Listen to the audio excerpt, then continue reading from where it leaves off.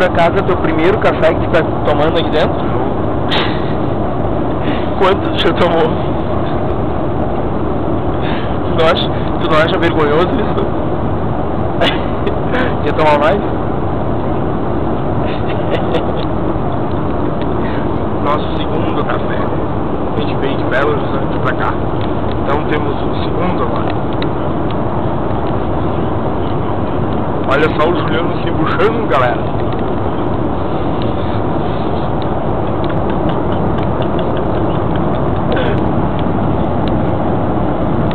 Também influenciando mais uma turbulência. Vamos comer mais um cafezinho pra te contar.